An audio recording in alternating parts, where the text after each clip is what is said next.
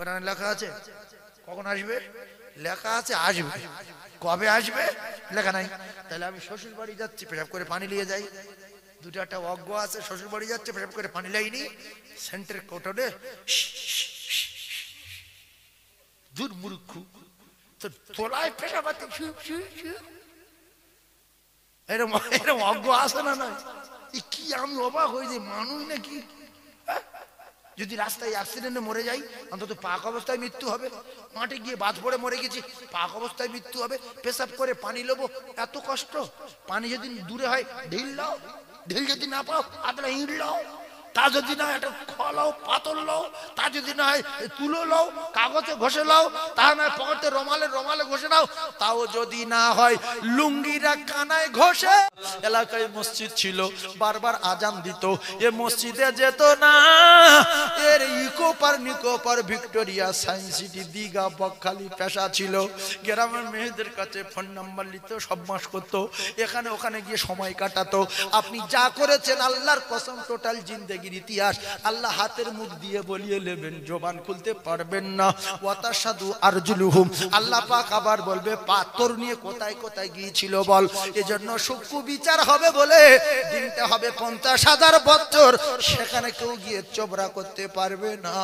কোন নবীর কথা চলবে না, কোন ওলির কথা চলবে না। যে যার জ্বালায় পেরেশান, নফসি নফসি নফসি নফসি নফসি, আমার উপায় কি হবে, আমার উপায় কি হবে। জিহ্বা বেরিয়ে যাবে, পায়ের গোড়ালি পর্যন্ত জিভ চলে যাবে, পায়ের তলায় জিহ্বা চলে যাবে, চোখগুলো বেরিয়ে যাবে, নাক দিয়ে মগজ গলে গলে পড়বে, মাথার ঘিগুলো টকবক করে ফুটবে। বেটার কাছে গিয়ে বলবে, বেটা রে দুনিয়ায় কেউ মারলে বড় কথা বললে তুই সহ্য করতে পারি না বাবা, আমি তো রাব্বা জাহান্নামে চলে যাব, একটা নেকি দে। ছেলে বলবে, তুই আমার বাপ না, মৃত্যুক আমি তো চিনি না, দুনিয়ায় বাপ ছিল না। এ সবাব চলে যাবে মেয়ের কাছে, মা তোর জন্য এত কিছু করেছি, ইট চুরি করেছি, খোয়া চুরি করেছি, লোকের বালি চুরি করেছি, সব মাস করেছি, জোর করে জায়গা ঠেলে নিয়েছি, কত নামাজ কাজা করেছি, ব্যবসায় চিটিংবাজি করেছি, ওজনে মাল কম দিয়েছি, 8-10 জনের ফাঁকি দিয়েছি, জল করে মাছ চুরি করেছি। ও মারে একটা নেকি দে।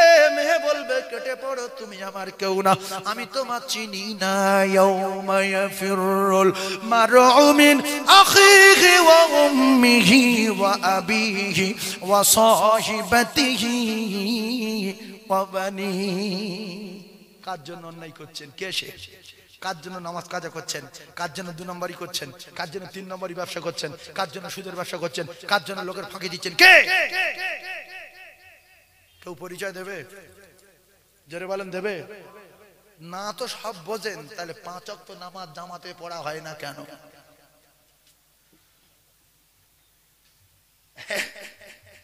না তো সব বোঝেন। তবে আমি আশা রাখি আপনারা ইমানদার, ভালো মানুষ, ইনশাআল্লাহ নামাজের চূড়ান্ত পর্যায়ে হবে। এরপরে আবার এদিক ওদিক সাইডে কিছু কিছু টেনে এখানে জোড়া হবে। তবে আমি সকলের হাতে এবং পায়ে ধরে বলছি, যারা মাইকের আওয়াজ পাচ্ছেন, আমি অনেক দূর থেকে এসেছি, আত্মীয় স্বজন যারা বাড়িতে খাওয়া দাওয়া করছে, যারা বাড়িতে বসে আছে, একটু আসুন। লোকজন বেশি না হলে ঠিক ওয়াজ বার হয় না ভিতর থেকে। আমি কোথাও কোথাও 2 লাখ, 1.5 লাখ, এরকম 1,80,000, 90,000, 95,000, 60,000, 70,000, আল্লাহর কসম, আল্লাহ সামিউম বাসির, আল্লাহ শুনছে। কিন্তু এখানে কি ফেরাতে পড়ে গিয়েছে? আচ্ছা, আপনারা যদি 100 লোক বসে থাকেন, 300 লোকের আওয়াজ দেন দেখি। যদি বলে কি করে হবে, ধরুন একটা বিল্ডিং এর কাজ হচ্ছে, এই বিল্ডিং এর কাজের লোক লাগবে 150, কিন্তু একটা মিস্ত্রি ফুরিয়ে নিয়েছে, মানে 150 লোকের কাজ ফুরিয়ে নিয়েছে 50 জনে। ও ঘরটা মাথায় তুলতে পারবে না? পারবে না? পারবে না? পারবে, কারণ ওদের কষ্ট বেশি হবে, নাইটে কাজ করবে, দুপুরে করবে, রাতে করবে, 4টায় খাওয়া, 7টায় খাবে, মাথা খারাপ, ফুরিয়ে নিয়েছে, কাজ তুলতে হবে। তাহলে আমরা এই 100 লোকের তকবির দেবো, যা এটা মনে করবো 500 লোকে দিচ্ছি, এক একজন 5 জনের তকবির দেবো। তকবীরের নাম ফুরন্ত।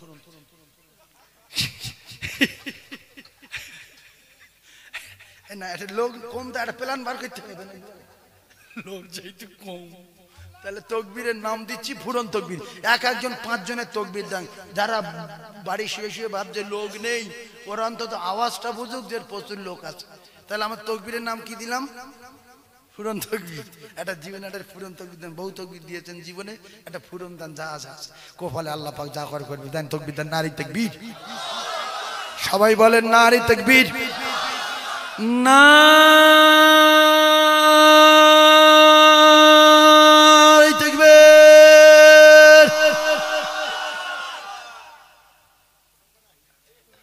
হয়েছে, মোটামুটি হয়েছে। আল্লাহ আল্লাহ আরো গলার আওয়াজ বাড়িয়ে দেন, বলেন আমিন। আরো জোরে গলার আওয়াজ বাড়িয়ে দেন, বলেন আমিন। এই হয়েছে, এর নাম ফুরন তাকবীর। তবে অনেকে আল্লাহ বলতে জানে না। আল্লাহু আকবার এরকম আল্লাহ বললে আল্লাহ নারাজ। আল্লাহ এক, আল্লাহ নেই কোনো মাহবুদ এক আল্লাহ ছাড়া, নেই কোনো মাহবুদ এক আল্লাহ ছাড়া। তাহলে আমরা কি বলবো? আল্লাহু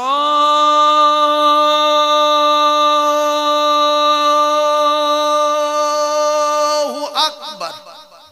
সুন্দর হলো, কথা বলছেন না তো? আল্লাহু আকবার এ কতক্ষণ দম থাকবে? 1 সেকেন্ড, 2-3 সেকেন্ড থাকবে। তাহলে বারে টান দেওয়া যাবে না। আল্লাহু আকবার, আকবার বলতে হবে। কথা বুঝতে পারেন না? আর যদি বলে আকবার, তাহলে অক্ষর পাল্টে যাবে, মানে পরিবর্তন হয়ে যাবে। আকবার বলবেন। কি বলবেন বাবু? আকবার। আর আল্লাহ মহান, আল্লাহ বড় বললে খুশি হবে কে? আল্লাহ খুশি হবে। আমরা সব সময় চাই আল্লাহ এবং আল্লাহ রসুল আমাদের উপরে খুশি হয়ে যাক। তাহলে মালাকুল মউত আমাদের কাছে প্রত্যেক দিন কবার আসে বাপ? 5 বার। আল্লাহ এখন কোথায় আছে? প্রথম আসমানে। প্রত্যেক দিন রাতের বেলা প্রথম আসমানে আসে, এসে তার বান্দা বান্দীদের দেখে এরা কে কি করছে না করছে। আয়গার মা বোনদের রাতের বেলা কাজ ছিল, এশার নামাজের পরে একটু কোরআন শরীফ তেলাওয়াত করতো, ফজরের নামাজ পড়ে একটু কোরআন শরীফ তেলাওয়াত করতো। এখন অধিকাংশ মা বোনদের কাজ হয়ে গেছে, এই কাজের সময় একটু যদি ফুরসত পায় সঙ্গে সঙ্গে মোবাইল দেখে, এ বই দেখে, ও বই দেখে, সিরিয়াল দেখে, এটা দেখে, সেটা দেখে। এগুলো কিন্তু কিয়ামতের আলামত আর গজবের নমুনা। মানুষ যখন মারা যাবে না, 3টে জিনিস আল্লাহ পাক ছিনিয়ে নেবেন। কটা? 3টে। 1 নাম্বার হলো মানুষ যখন মারা যাবে 3টে জিনিস আমার আল্লাহ পাক ছিনিয়ে নেবে। নাম্বার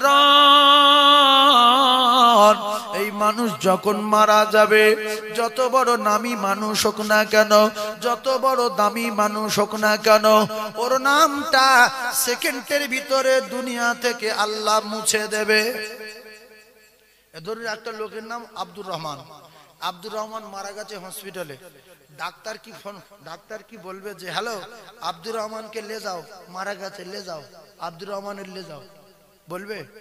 কি বলবে? লাশ নিয়ে যাও। এবার নিজের দুলা ভাই, চাচা ভাই, মামাতো ভাই, ফুতো ভাই ফোন করছে অ্যাম্বুলেন্সের ড্রাইভারের কাছে। কেউ বলবে না আব্দুর রহমান কোথায়। সবাই নাম জানার পরে বলছে হ্যালো ড্রাইভার সাহেব, লাশ কত দূর? লাশ কত দূর? চাচতো ভাই বলে লাশ কত দূর? ফুফুতো ভাই বলে লাশ কত দূর? গ্রামের ভাই বলে লাশ কত দূর?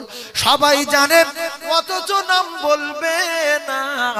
আপনার এক ডাকে সারা এলাকার মানুষ চিনত, পোলতা গ্রামে বাড়ি, অমুক লোক, বিরাট নামী লোক। মারা যাওয়ার পরে কেউ নাম বলছে না, সবাই বলে লাশ, সবাই বলে লাশ, সবাই বলে লাশ।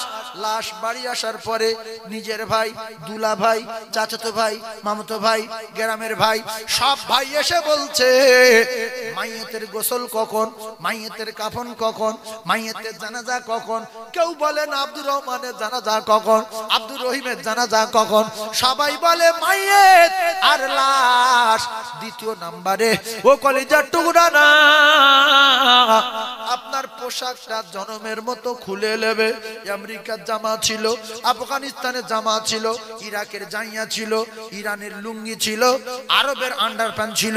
আল্লাহর কসম কিছু দেবে না, সবগুলো খুলে নিয়ে বাক্সের মাল বাক্সে পড়ে থাকবে, এমনি করে আল্লাহর মাল আল্লাহ পড়ে থাকবে। আপনার পুরো উলঙ্গ করবে, কোমরের ডোর কেটে নেবে, হাতের আংটি খুলে নেবে।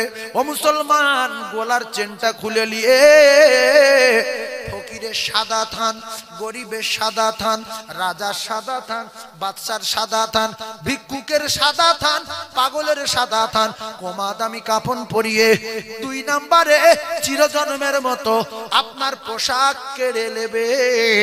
নাম্বার 3, আপনার এই প্যারিশ করা বাড়ি, পুট্টি করা বাড়ি, এসি দেওয়া বাড়ি, সিলিং করা বাড়ি, এই বাড়ি কেড়ে নিয়ে এমন একটা বাড়ি দেবে, ওই বাড়ি ডান দিকে তাকালে মাটি, বাম দিকে তাকালে মাটি, নিচের দিকে তাকালে মাটি। ওই বাড়িতে এসি নাই, ওই বাড়িতে মার্বেল নাই, ওই বাড়িতে জানালা নাই, ওই বাড়িতে দরজা নাই, সাথী নাই, বাতি নাই রে ওই ঘরে। ও মুসলমানেরা, ও যুবকেরা, জনেরা, এসেছি একা ভাবে, একা যেতে হবে। আপনার সঙ্গের সাথী যদি নিয়ে যেতে চান, তাহলে নামাজ আপনার সাথী হবে, রোজা আপনার সাথী হবে, দরুদ আপনার সাথী হবে, কলেমা আপনার সাথী হবে, কোরআন তেলাওয়াত আপনার সাথী হবে। এরাই আপনার কবরের প্রহরীয়ার পাহারাদার হয়ে যাবে। জোরে বলু। সেই জন্য ছেলে মেয়ে বন্ধু বান্ধব কেউ পরিচয় দেবে না, যেহেতু পরিচয় এরা দেবে। নামাজ বলবে কবরে তুই কাঁদবি না, আমি তোর কাছে আছি। কোরআন বলবে তুই কাঁদবি না, আমি তোর কাছে আছি। কলেমা বলবে আমি তোর কাছে আছি। আজ তোর ছেলে মেয়ে বন্ধু বান্ধব গ্রাম পাড়া প্রতিবেশী কেউ আসলো না, আমার সঙ্গে সম্পর্ক রেখেছিলিস, তাই আমি তোর কবরে সাপ আসছে সাঁ করে, কলেমা বলছে দাঁড়া, কামড়াবি না, দাঁড়া। ওদিক থেকে মুকুর মারা ফেরেশতা আসছে, নামাজ বলছে দাঁড়া, দেরি আস, পরে মারবি, দাঁড়া, আগে খবরটা আমার কাছে শোন। এদিক দিয়ে একজন উঠছে, কবরের মাটি চেপে উদ্ধত করে দেবে। এদিকে ছিল দরুদ রহমত, বলছে দাঁড়া, মারবি না। ওদিক দিয়ে কোরআন বলছে দাঁড়া। সব খবর আমাদের কাছে। ও ঘুমাবে, আল্লাহ পাকের জান্নাতের দরজা খুলে দেওয়া হয়েছে, ও ঘুমিয়ে যাবে, প্রশ্নের জবাব আমরা দেব। সেদিন আপনি খুশি না বেজার?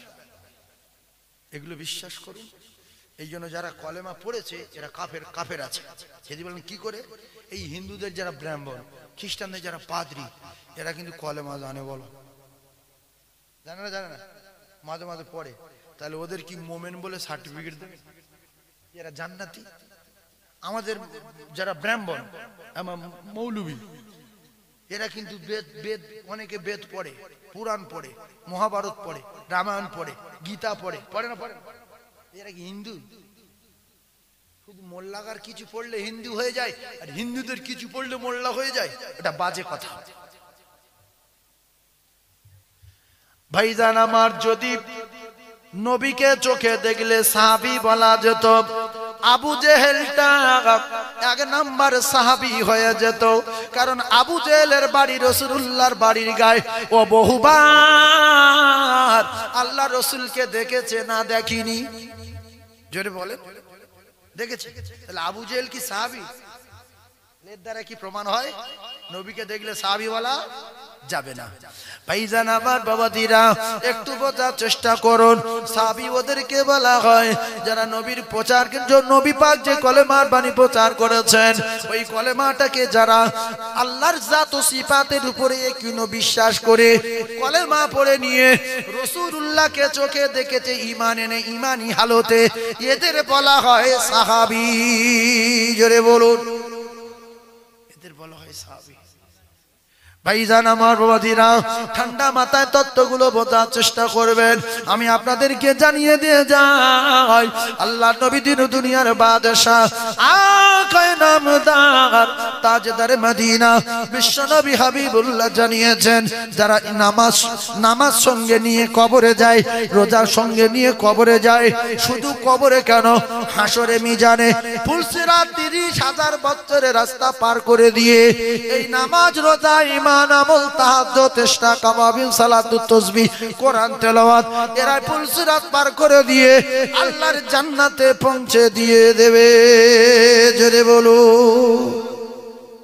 এইবারে ছেলে মেয়ে যখন কেউ নেকি দিল না, আপনি পাগল হয়ে যাবেন না যাবেন না চিন্তায় যে আমি কি করব, আমি তো সবাই তাড়িয়ে দিচ্ছে। এবারে গ্রুপ তৈরি করবে, 50,000 বছর তো বিচার দিনটা হবে, অনেক লম্বা সময়। গ্রুপ তৈরি করে নবীদের কাজ যাবে, ও নবী আদম বাঁচান, ও নবী সুলাইমান সাহিবুল মখলুকাত বাঁচান, ও নবী দাউদ খলিফাতুল্লাহ বাঁচান, ও নবী ঈসারুল্লাহ বাঁচান। সেদিন সবাই বলবে চলে যাও, হবে না। নবীগণেরা নিজের চিন্তায় যারে যার, কেউ সেদিন পরিচয় দেবে না, কেউ আল্লাহর দরবারে মুখ করবে না। আমাদের নবীর কাছে যাবে, ইয়া রাসূলুল্লাহ বাঁচান, ইয়া হাবিবাল্লাহ বাঁচান। আল্লাহর নবীর দিলে এত দয়া, এত মায়া। উম্মতের যখন জিভ বেরিয়ে গেল, উম্মতের মাথার ঘিগুলো টকবক করে ফুটতেছিল, নাক দিয়ে মগজগুলো গলে গলে পড়তেছিল। আল্লাহর নবী এই দৃশ্য দেখে মাকামে মাহমুদে সেজদায় পড়ে যাবে। আল্লাহর নবী সেজদায় পড়ে গিয়ে আল্লাহ নবী অজানায় কাঁদবেন, ওগো আমার আল্লাহ, আমি একই দৃশ্য দেখছি আমার আল্লাহ, মানুষের মাথার ঘিগুলো টকবক করে ফুটছে, জমিন পুড়ে তামা হয়ে গেছে, জিহ্বা বেরিয়ে কোমর পর্যন্ত এসে গেছে, হাঁটু পর্যন্ত চলে গেছে, পায়ের গোড়ালি পর্যন্ত চলে গেছে, মাটিতে গোড়াগুড়ি যায়। আল্লাহ আমি সহ্য করতে পারি না, বড় কষ্ট হচ্ছে আমার। আল্লাহ বলে, দোস্ত তোমায় কাঁদতে দেব না বলে আমি যেটা কোন নবীকে দেইনি, আমি আল্লাহ তোমার হাউসে কাউসারের মালিক বানিয়ে দিয়েছি, আমি আল্লাহ তোমার মাকামে মাহমুদ দিয়েছি, আবার তুমি কাঁদো। আল্লাহর নবী বলবেন, আল্লাহ ওগো আমার আল্লাহ, আমি কেন কাঁদি? উম্মতের কষ্ট দেখে আমি কাঁদছি। আল্লাহর নবী বলবেন না, বিচার শুরু করে দেন, এত দেরি করছেন কেন, মানুষের এত কষ্ট দিচ্ছেন কেন? কোনো কথা কেউ বলতে পারবে না। আল্লাহর নবী বলবেন, এদের কষ্ট থেকে আমি চোখে পানি রাখতে পারি না। আল্লাহ বলবেন, দোস্ত তাহলে তুমি তোমার উম্মত গুলো বাঁচাই করতে থাকো। আল্লাহর নবীর স্ত্রী মা আয়েশা বললেন, ইয়া রাসূলুল্লাহ, আমার উম্মত, আপনি আপনার উম্মতকে তো চোখে দেখেননি, কোটি কোটি উম্মত চোখে দেখেননি, তারাও আপনার দেখিনি, বিভিন্ন পৃথিবীর অলিতে গলিতে তারা জন্মগ্রহণ করে সেখানে রয়েছে, কিন্তু তারাও আপনার ভালোবাসে, আপনার ভালোবাসবে, কিন্তু আপনি তাদের চিনবেন কি করে? আল্লাহ রাসূল বললেন, আয়েশা, আমি আল্লাহর দরবারে আল্লাহর সঙ্গে দেখা করতে গিয়ে আমি যে নামাজ এনেছি, সালাত এনেছি, সালাতু মিফতাহুল জান্নাহ, মিফতাহুল জান্নাতি সালাহ, এই নামাজ আমার উম্মত যে পড়বে তার কপাল থেকে একটা নূরের রোশনি জারি হবে, কপাল থেকে একটা লাইটের ফোকাস পড়বে, আমি কিয়ামতের মাঠে কারো চিনতে পারবো না। যার দেখবো কপাল আলো তার নসিব হবে ভালো, আর যার দেখবো কপাল হয়ে গেছে কালো তার 12টা বেজে গেল। নবীর সঙ্গে দেখা করার ইচ্ছা নাই কিয়ামতের মাঠে? তাহলে কপালটা আলো করেন, শপথ করেন, নাক কান মোলা খান, কান ধরে এরম পাক খান, নাক ধরে পাক খান, যে আল্লাহ এখনো বাঁচিয়ে রেখেছেন আমার মতো নফরমানির, আমার জীবনে কত গন্ডগোল করেছি সব আপনি জানেন, কিন্তু এখনো আপনি বাঁচিয়ে রেখেছেন, আল্লাহর কসম বাঁচিয়ে রেখেছে এজন্য শুধু আপনার ক্ষমা করে দেবেন বলে। যদি একটাবার ঘুরে আমার কাছে বলে যে আমার অন্যায় যা কিছু করেছি সব আপনি দেখেছেন, আর আমি একটা অন্যায় করিনি, ওই বেঈমানে করিয়েছে, ইন্না শাইতানা লিল ইনসানি আদুউম মুবিন, আপনি তো বলেছেন যে ইবলিস তোদের চরম শত্রু, ওই বেঈমানে আমার করিয়েছে, যা করেছি করেছি, আপনি আমার ক্ষমা দেন, আমি আর করব না। আল্লাহ বলছে সঙ্গে সঙ্গে ওর বেগুনা মাসুম করে দিয়ে আমি আমার কুদরতি কোলে তুলে নেব। বলুন সুবহানাল্লাহ, আর একটু জোরে বলেন সুবহানাল্লাহ। তাহলে বেঈমানের দোষ দিয়ে আল্লাহর কাছে কাঁদার দরকার আছে না নাই? সেই জন্য আল্লাহর বাড়ি আমরা সবাই যাই না, এই বিবি বাচ্চা সব শুধু বলবে আব্বা তাড়াতাড়ি লাভ। লোকজন বাড়িতে ভিড় করছে, 3টেই জানাজা, আর মাত্র 20 মিনিট বাকি আছে, বার কর। বাড়ি রাখবে? আল্লাহর কসম, যখন বারান্দার থেকে কাঁধে তুলবে না, ওর বাপ বুঝতে পারবে যেই আমার দাবার থেকে নামাচ্ছে। পাঁচিলের দরজায় গিয়ে বলছে এই নিচু কর, খাটিয়া বাজছে নিচু কর। বাপ বুঝতে পারছে এই বার করে দিল, এবারে বাঁশ বাগানের ভিতরে ঢুকছে, আমার মাটি দেবে। আপনি সব বুঝতে পারবেন, শুনতে পাবেন, বলার কিছু থাকবে না। বিশ্বাস করেন না, মরে যাবো একটু বিশ্বাস করেন। অনেক ছেলে বলে আমি পুরো সুস্থ, মরবো না, কিন্তু দেখা গেল সুস্থ ছেলে রাস্তায় গিয়ে কোথায় পোস্টারে মারলো, কোথায় গাছের গায়ে মারলো, কোথায় লরি মারলো, কোথায় স্ট্রোক হয়ে গেল, মারা গেল। সুস্থ মানুষ যাবে, অসুস্থ মানুষ যাবে। বাচ্চা মা বেঁচে থাকবে, বেটা চলে যাবে। বাপ বেঁচে থাকবে, বেটা চলে যাবে। মা বেঁচে থাকবে, বেটি চলে যাবে। এসেছি একা ভাবে, একা যেতে হবে। কজন যাবে বাপ? একা। তাহলে আপনারা যদি কোরআন বিশ্বাস করেন যে ছেলে মেয়ে কেউ পরিচয় দেবে না, নেকি দেবে না, তাহলে এদের মহব্বত কমিয়ে আল্লাহ এবং আল্লাহ রসুলের উপরে মহব্বত বাড়ানোর দরকার আছে না নাই? একটু এটা বিশ্বাস করেন। যদি কোরআন শরীফ, তো আমি তো বলি না, কোরআন শরীফ বলতে যে কেউ পরিচয় দেবে না, কেউ একটা নেকি দেবে না, তাহলে এদের উপরে মহব্বত করে পাগল হয়ে দুনিয়া দুনিয়া না করে সাহাবায়ে কেরামদের মতো একটু রসুলের উপরে মহব্বত বাড়ানোর দরকার আছে না নাই? ভাইজান আমার, বাবাজিরা, একটু বোঝার চেষ্টা করুন। কুকুরের দাম বেশি না মানুষের দাম বেশি? বলে 100 মানুষের দাম বেশি। যেহেতু কোরআনে বলেছে উখরিজাত লিন্নাস, মানুষ সর্বশ্রেষ্ঠ। লাকাদ খালাকনাল ইনসানা ফি আহসানি তাকওয়িম। এই মানুষ শুধু শ্রেষ্ঠ তোই বটেই, এই মানুষ শুধু সুন্দর না, মানুষ আবার সুন্দরের চেয়ে অতি সুন্দর। আমার আল্লাহ জানিয়ে দিলেন আমি মানুষকে অতি সুন্দর করে তৈরি করেছি। তাহলে কুকুর, ছাগল, গরু, জানোয়ার, এদের চেয়ে আমাদের দাম বেশি। আমরা যদি আলেম ওলামার কাছে শিক্ষা না নেই, বর্তমান যে পরিস্থিতি সমাজ যেরকম চলেছে, আমরা যদি কুকুরের কাছে শিক্ষা নেই, তবু কিছুটা কবরে আযাব থেকে বাঁচা যাবে। কুকুরই কাছে মানুষ না শিক্ষা লি, আলেম ওলামা কোরআন হাদিস যদি না মানে, যদি বলে কুকুরের কাছে কি লবো। কুকুর যখন খেকি, কুকুর যখন পেশাব করে দেখবেন বসে বসে করে। খেঁকি কুকুর, ওই মেয়ে কুকুরি কি কুকুর বলে? খেঁই কুকুর। ও যখন বসে পিছনের ঠ্যাং দুটো ভেঙে পাছাটা মাটিতে ঠেকিয়ে দেয়। কুকুরের বাচ্চা খেঁকি, পেশাব লাগলে বসে বসে পেশাব করছিস কেন? বলছে আমি কুত্তা হতে পারি, পেশাব দেখে বড় ভয় করি। আমি যদি দাঁড়িয়ে দাঁড়িয়ে পেশাব করি, ঠিক রে হাত পা ভিজে যাবে, উরদ বেয়ে যাবে। তাই আমি জানোয়ারের বাচ্চা কুকুর, আমার পেশাব লাগলে কোমর নিচু করি, পাছাটা মাটিতে ঠেকিয়ে দেই, যাতে করে ঠিক রয়ে কম। কিন্তু অনেক মানুষ দেখবেন পেশাব লাগলে বসে না, কুকুর বসে তো বসে না, আছে না নাই? এইবারে গাবি গরু বলছে আমার কায়দা আছে, আমার যখন পেশাব লাগে আমি লেজ উঁচু করি যাতে করে লেজ ভিজে না যায়, আর কোমরটা নিচু করি যাতে করে উরদ বেয়ে না যায়। মেয়ে ছাগলগুলো দেখবেন ওদের পেশাব লাগলে সঙ্গে সঙ্গে পাছাটা মাটিতে ঠেকিয়ে দেয়, ঠ্যাংকা না ভেঙে পাছাটা মাটিতে ঠেকিয়ে দেয় যাতে করে পেশাব ঠিক রে গায়ে না লাগে। রাসূল বললেন আকসারু আযাবিল কবরি মিনাল বাউল, অধিকাংশ কবরে আযাব হচ্ছে দেখা যায় একমাত্র পেশাবের ছিটের কারণে। তোমরা যদি কবরে আযাব থেকে নাজাত পেতে চাও, পেশাবের ছিটে থেকে সাবধান হয়ে যাও। ও কলিজার টুকরা ভাইরা আমার, আমরা তো সর কুকুরেতে ভালো।